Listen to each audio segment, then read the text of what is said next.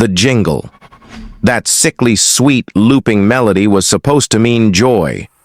For Benny Scoops Henderson, driving his battered rainbow-striped truck through the sweltering suburbs of Crestwood, it meant scraping together rent one melted cone at a time. His dream of owning a small shop had dissolved faster than soft serve in July, leaving him trapped in this rolling metal oven, haunted by the laughter of kids he could barely afford to serve. The weight of failure pressed down hotter than the midday sun. And then there was Silas Thorne. Not a kid, but a predator draped in a tailored suit. Crestwood's benevolent real estate mogul, who owned half the town, including the lot where Benny parked his truck each night. Thorne didn't see a struggling man. He saw a stain on his pristine vision of upscale development. A nuisance. "Move that rust bucket, Scoops," Thorne would sneer, flicking cigar ash onto Benny's worn sneakers. "Or I'll have it towed to the crusher. You and your sticky-fingered little customers aren't welcome here." Public humiliation was Thorne's specialty. He'd block the truck, shortchange Benny, spread rumors he watered down the syrup. Benny swallowed every insult, the taste of powerlessness sour on his tongue. He needed that spot. He had nowhere else to go. Thorne's cold, dismissive eyes made it clear. Benny was less than nothing. The breaking point came on a record-breaking heatwave Friday. Benny had splurged on extra stock, praying for a surge. Thorne arrived, flanked by security, overseeing the demolition of the old community center across the street. He saw Benny's hopeful line of kids. A cruel smirk twisted his lips. "Special offer, children," Thorne announced, his voice booming over the jingle. "Free double scoop Sundays, courtesy of Thorne Enterprises." He pointed dismissively at Benny. "From my truck, not this relic." The kids, excited by free, surged towards Thorne's brand-new air-conditioned gourmet van parked illegally nearby. Benny's heart plummeted. He watched his day's earnings, his rent money, evaporate. Thorne met his gaze, pure malice glinting. "Told you you didn't belong, Scoops." Later, alone with his melting inventory and crushing debt, a desperate, dangerous idea crystallized in Benny's despair. Thorne wanted him gone. Fine. He'd give Thorne a reason to never forget the ice cream man. He wouldn't run. He'd make Thorne pay.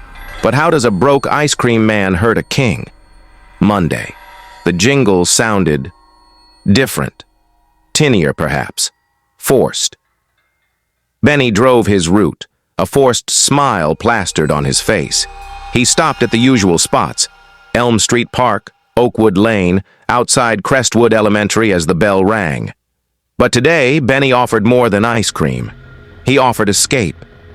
"Hey, kids," he'd whisper, leaning out the window, his eyes darting nervously. "Mr. Thorne, you know, the rich guy. He heard you all liked my truck best Friday. He's not happy, said nasty things, threatened to shut me down forever." He saw their faces cloud with confusion, then indignation. Kids understood unfairness. "He's throwing a huge, secret party later," Benny continued, lowering his voice conspiratorially. "At his big warehouse on the edge of town, pools, slides, unlimited premium ice cream, way better than mine, all afternoon.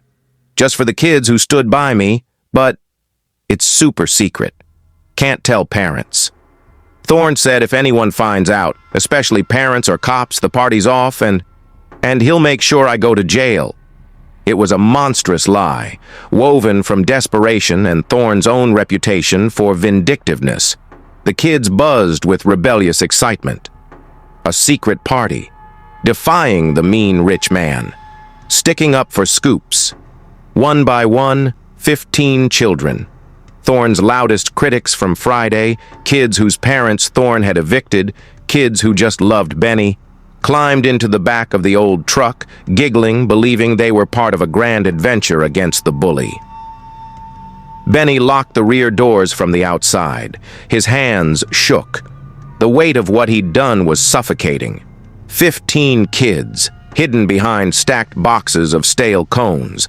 He wasn't selling ice cream anymore. He was driving a prison. Benny didn't head to a warehouse. He drove straight to Thorne's gated mansion. He parked the jingle-blaring truck squarely across the imposing iron entrance. Then he called the police, his voice raw with manufactured panic. "Help, please! I'm Benny Henderson, the ice cream man. I just saw Silas Thorne. He forced 15 kids into a black van. At gunpoint, he drove off towards the old industrial park. He said something about getting rid of witnesses to his fraud. Hurry!" He hung up before they could ask more. Then he called every major news station, repeating the frantic story. Silas Thorne, kidnapper. He blasted the ice cream jingle on maximum volume, a surreal soundtrack to the unfolding chaos.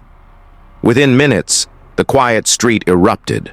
Police cars, sirens wailing, screeched to a halt. News vans jockeyed for position. Neighbors gathered, murmuring in shock. Thorne, alerted by the commotion, stormed out of his mansion, face purple with rage. "What is the meaning of this? Get that eyesore off my property!" He marched towards Benny. That's when Benny, the broken underdog, made his move. He jumped onto the truck's roof, a small, defiant figure against Thorne's towering fury. He pointed a trembling finger, his voice amplified by the sudden silence as he killed the jingle. "Where are they, Thorne?"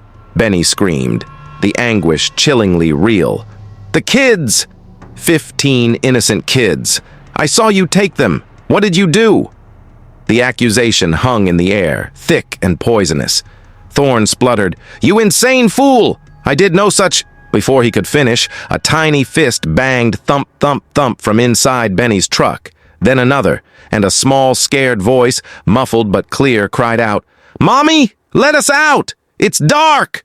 The gasp from the crowd was seismic. Every eye, every camera lens, snapped from Thorne's apoplectic face to the battered ice cream truck, the damning sound of trapped children. Thorne froze. The color drained from his face, replaced by dawning absolute horror. He wasn't looking at a nuisance anymore. He was looking at his own ruin, meticulously packaged in rainbow stripes. The predator was suddenly, irrevocably, the prey. The mighty Silas Thorne, brought down not by a rival tycoon, but by the ice cream man he'd tormented. The man he'd considered powerless had just weaponized Thorne's own cruelty and reputation against him. The trap was sprung. Justice, cold and unexpected as a rogue ice crystal, was served. The police moved, surrounding Thorne, demanding answers he couldn't possibly give. The news cameras captured every second of his bewildered panic. Benny stood on the roof, watching the man who destroyed him unravel, a strange numbness settling over him. He'd won. Thorne was finished. But the cost? The truck held 15 terrified kids who thought they were going to a party. What happens when those doors open? What story will those children tell? And what about Benny? He'd kidnapped them. To save himself? To destroy Thorne? The line was horrifically blurred. The sirens weren't just for Thorne anymore. So, the question hangs heavy. Did Benny swap one prison for another? Did justice for the underdog come at a price too terrible to pay? Never mistake quiet desperation for weakness. Underestimate the crushed spirit at your peril, for even the smallest spark fanned by cruelty can ignite an inferno that consumes the mightiest of towers. The true measure of power isn't in wealth or status, but in the choices made when pushed beyond the brink.